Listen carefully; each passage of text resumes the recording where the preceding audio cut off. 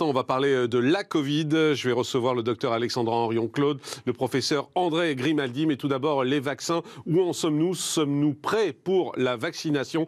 Seulement 4 Français sur 10 acceptent de se faire vacciner. Donc, pour reprendre votre raisonnement, 6 sur 10 refuseraient de se faire vacciner. Reportage et on en parle après. C'est un défi à relever. Acheminer toutes les doses du vaccin anti-Covid à moins de 70 degrés pour qu'il reste efficace.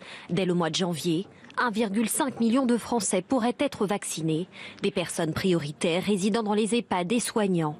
L'Agence européenne des médicaments n'a pas encore donné son feu vert, mais les professionnels de santé se veulent rassurants. On va voir effectivement un plan de vaccination très rigoureux, ciblant effectivement les personnes à risque dans un premier temps. Le gouvernement peaufine actuellement son plan de vaccination. 130 lieux de stockage sont prévus dans le pays. Les doses seront ensuite réparties entre les hôpitaux de chaque département. La piste des vaccinodromes est une possibilité. Mais les Français se montrent réticents. 59% d'entre eux n'envisagent pas de se faire vacciner, selon un sondage IFOP. Ce n'est pas un vaccin qui a été inventé en 5 minutes sur le bord d'une table et dont on n'a pas sur lequel on n'a pas de recul. On a des données qui s'accumulent, qui montrent que ce vaccin est un vaccin qui ne pose pas de problème de sécurité. La Poste pourrait être mobilisée pour stocker, mais aussi transporter les vaccins. À partir du printemps 2021, la vaccination sera alors massive et généralisée. Avec moi autour de cette table, le docteur Alexandra Henrion-Claude. Bonjour, merci d'être en direct avec nous. Vous êtes généticienne, spécialiste des maladies infectieuses. Jean-Alain Capelle est toujours là. Et puis le professeur André Grimaldi nous a rejoint. Bonjour professeur, merci d'être avec nous. Vous êtes professeur émérite de médecine à la Pitié-Salpêtrière. Docteur, je voudrais commencer avec vous puisqu'on parlait du vaccin. Est-ce que ce vaccin est sûr? Ces vaccins d'ailleurs, est-ce qu'ils sont sur 6 Français sur 10 qui n'ont pas confiance? Ça vous inquiète ou c'est normal? Que fait la police? Ça, c'était le débat d'avant. J'aurais dû vous faire venir plus tôt. Écoutez, on va dire qu'on est sur un historique qu'on n'a jamais vu d'accélération des procédures de développement qui font que, évidemment, toutes les phases, tous les verrous qu'on a l'habitude de passer ont sauté allègrement et que, du coup, j'entendais que c'était sûr ou c'est pas sûr. Dans la description des essais cliniques telle qu'elle est faite, eh bien, il y a beaucoup de mailles dans lesquelles les poissons de sécurité, comme on dit, passent d'une façon absolument injustifiable. Donc, c'est-à-dire, pour traduire un peu ce que vous dites, il y a des problèmes de sécurité. C'est-à-dire que... pour le traduire simplement. C'est-à-dire qu'en fait, il n'y a que des problèmes de sécurité dans la mesure où on a des mailles qui laissent passer des chapitres entiers qui sont d'habitude étudiés dans la sécurité d'un Donc vaccin. On ne peut pas faire confiance en ce vaccin. Donc à ce stade-là, on ne peut absolument pas faire confiance en ce vaccin. Professeur André Grimaldi, vous êtes d'accord? Je ne suis pas spécialiste, mais les Allemands, eux, n'ont pas cette position-là. 7 sur 10 font confiance au vaccin et sont prêts. Il y aura ensuite un mouvement, si la France est en retard sur les vaccins. On comptera les morts. Hein. Mais c'est inquiétant ce que dit le docteur quand même. Oui, enfin, je pense que je ne vois pas qui aurait intérêt à avoir un vaccin pas sûr. Imaginez qu'il y a un vaccin pas sûr. Il y a du business derrière. Oui. Il y a beaucoup d'argent. Le business ira devant les tribunaux et le président de la République ne pourra pas se représenter. Vous ne croyez pas qu'en France, on va avoir... Alors, on aura, comme tout vaccin, le vaccin de la grippe peut donner des syndromes de Guillain-Barré. Bon. Sauf que le bénéfice est colossal. Alors, en France, on a un problème avec des vaccins très connus, très sûrs. Le papillomavirus, ça donne 3000 cancers du col de l'utérus par an. 1000 morts par an. Non. En France, on ne se vaccine pas. En Angleterre, 80% des jeunes sont vaccinés. Donc, on a un vrai problème en France de défiance qui a quelques raisons, ce que vous dites. Le business industriel, et pas seulement industriel, rappelez-vous le sang contaminé, fait que la valeur suprême est devenue faire du profit. Et pas la santé. Mais quand le docteur Henrion-Claude nous dit il y a des problèmes, il y a des mailles, il y a des trous dans le filet. Et alors, il faut que les gens qui pensent ça... Je vais les illustrer. Par exemple, et attaquent publiquement.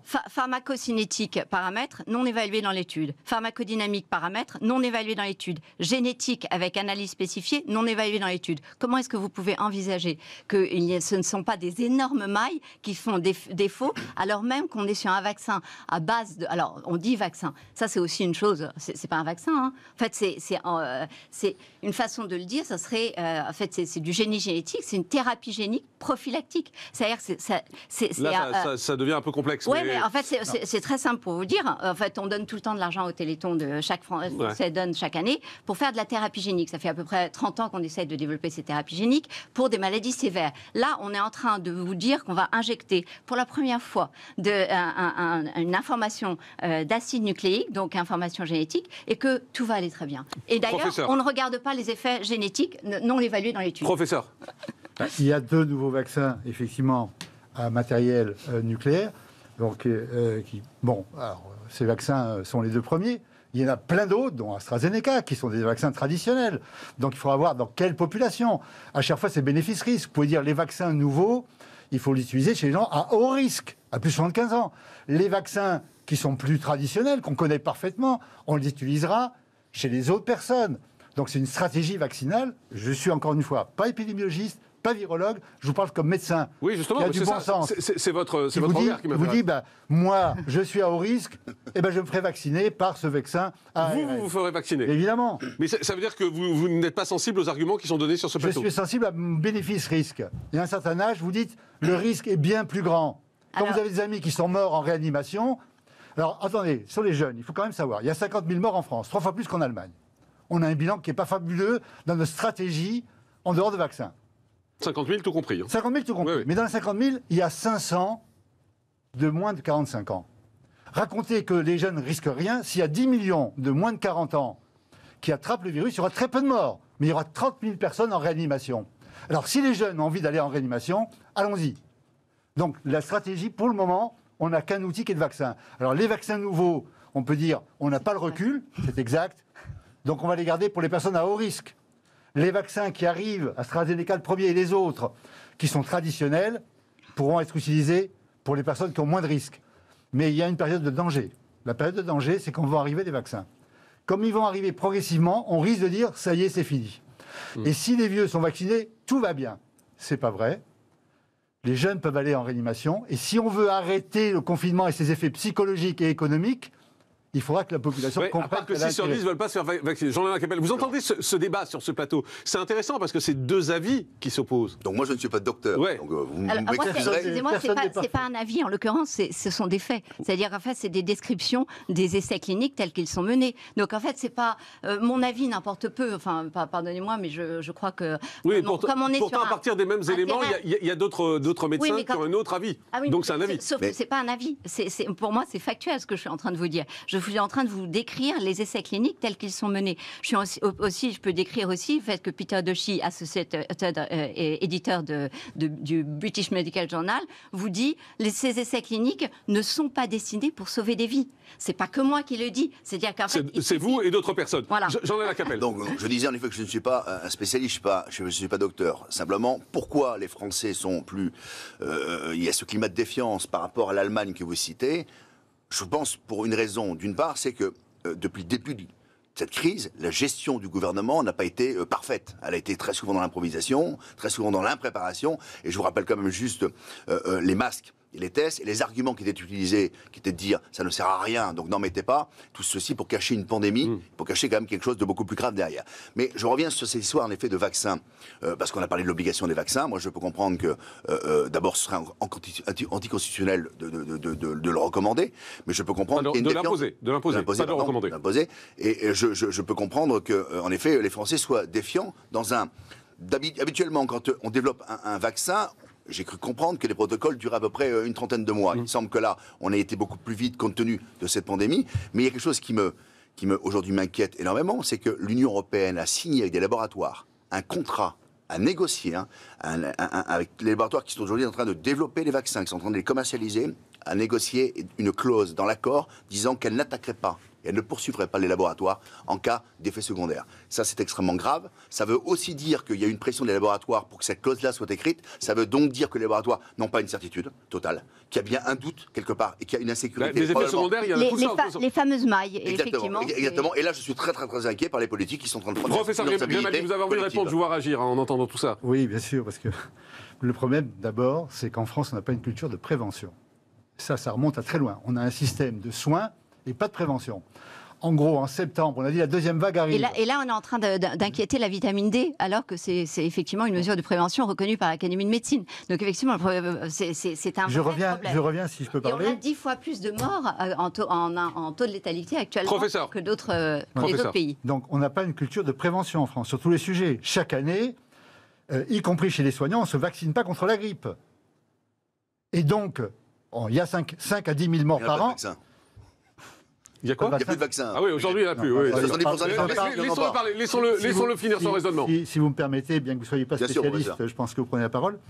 Il y a 5 à 10 000 morts par an, pas cette année, toutes les années, de la grippe. Parce qu'y compris des soignants ne se vaccinent pas contre la grippe. Donc on n'a pas une culture de prévention. Alors, par contre, on est maintenant dans le complotisme, dans plein de trucs. L'hydroxychloroquine, il n'y a qu'en France que ça a eu un succès pareil. Et personne ne dit, et les politiques qui sont venus soutenir quelque chose qui est tout à fait un médicament tout à fait inefficace, qui associé à l'azithromycine n'était pas neutre, avec des études qui le montrent, qui le prouvent, mais il n'y a aucun bilan. Mais on peut continuer. Donc, encore une fois, je vais répéter le bon sens du clinicien. Vous avez un médicament, certes nouveau, mais qui est testé sur plusieurs dizaines de milliers de personnes. Les personnes à haut risque ont tout bénéfice à le prendre. Les personnes à faible risque prendront les vieilles techniques de traitement. Ou alors, on laisse filer parce qu'on est incapable d'avoir une technique à la chinoise. On dépiste tout le monde, on bloque tout. On essaye de ralentir seulement. Ou alors on fait ça. Ou alors on fait la Suède. Et on aura la troisième vague. Ou alors on fait la Suède et on a quand même moins de. On fait l'exemple de la Suède, c'est-à-dire qu'effectivement on laisse filer et on a beaucoup. Au bout des courses, on a moins de morts par million d'habitants. Oui, et au bout des courses, mais en Suède, on respecte les mesures barrières. Ce qu'on ne fait pas en France, ce qui fait qu'on a plus de morts. Ça a bon dos. Ça n'a pas bon dos. Si, ça a bon dos, cette histoire. Les fêtes de jeunes. Vous ne pouvez pas expliquer... Dans les universités, les facultés respectaient les règles. Et dès que les étudiants étaient sortis, ils ne respectaient pas les règles, y compris les étudiants en médecine. Écoutez, à l'heure des bilans... Docteur Alexandre Henrion-Claude, vous répondez. À l'heure des bilans, on a qu'à se cacher et pas continuer à pérorer en disant on a eu tout bon, on a fait super bien, etc. Parce qu'on a quand même, actuellement, on est à 10 fois plus en termes de taux de létalité que le reste du monde. 10 fois plus. Ça veut dire quoi? Ça veut dire que nous, on a 2,3% de taux de létalité. Ça fait bondir le professeur quand vous entendez ça. Qu'il me réponde là-dessus, parce qu'effectivement, ce sont des chiffres. Et 0,26% au niveau mondial. On n'est pas bien. Alors attendez, il faut dire les choses telles quelles. On est 15e, donc on n'est pas bien. Le Portugal fait mieux que nous. Non, mais parlons pas de 15e, parlons du taux. Mais l'Espagne ne fait pas mieux que nous, mais l'Italie ne fait pas mieux que nous. Donc, d'accord, comparons-nous. Disons qu'on ne fait pas bien, on devrait faire mieux. Notamment la deuxième vague, on ne l'a pas prévenue, et on ne l'a pas prévenue pour des raisons politiques. Le Conseil scientifique avait dit, elle est là. Et le président de la République a dit non, c'est sous contrôle et on a perdu plus d'un mois. Mais inversement, il ne faut pas raconter. Au-delà des bilans, il y a un vrai problème. Dire qu'on est les plus mauvais. Ouais. La Belgique bat tous les records. Elle fait 2 fois plus que nous. Bon, alors donc quand vous citez les faits, et là vous citez des faits faux, ça crée un doute sur l'ensemble de votre propos. Moi je suis sur des chiffres, encore une fois. Je suis sur les mêmes chiffres. Pour ça, les chiffres, ils sont clairs, ils sont publiés. 795 tout le monde peut le vérifier. morts par million d'habitants. Parlez pas en même temps. La France a moins de morts que les USA par million d'habitants.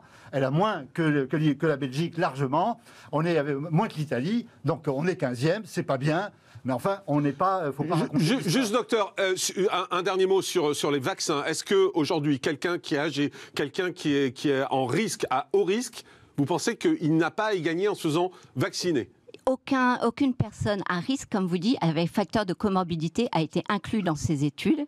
Et les patients âgés n'ont pas été inclus suffisamment, ce qui fait qu'ils sont en train de retoquer leurs propres essais cliniques. Donc vous dites c'est faux? Pour dire, mais non. Les résultats sont faussés. Les résultats sont faussés. Eux-mêmes disent, attendez, là on doit avoir un peu plus de temps parce qu'en fait on n'avait pas inséré assez de vieux. C'est vrai ou c'est pas vrai ça, docteur? Alors, professeur, pardon. Le problème des gens âgés, c'est qu'ils ont une immunité plus faible et même dans le vaccin contre la grippe, est moins efficace chez eux. Donc raison de plus pour qu'ils soient vaccinés. Mais est-ce qu'on a testé sur eux? Le docteur dit on n'a pas fait de test chez eux. Je pense qu'il y a des sous-groupes, je n'ai pas regardé dans le détail. Il faut regarder. Mais je pense que le rapport bénéfice-risque, enfin, on dirait qu'on a l'impression d'une petite affaire. Alors il va se passer autre chose. Hein. C'est que si la France ne veut pas être vaccinée, elle ne se vaccine pas. Mais il y a des pays qui diront les Français ne viennent pas chez nous. Ils ne peuvent pas rentrer. Oui. Et on pourra les comprendre. Parce que le vaccin risque d'être obligatoire pour entrer dans certains pays. Et on pourra les comprendre. Merci beaucoup. Merci, professeur André Grimaldi. Merci, docteur Alexandra Henriot-Claude, d'avoir été avec nous. Merci, Jean-Lin Lacapelle. Merci à tous.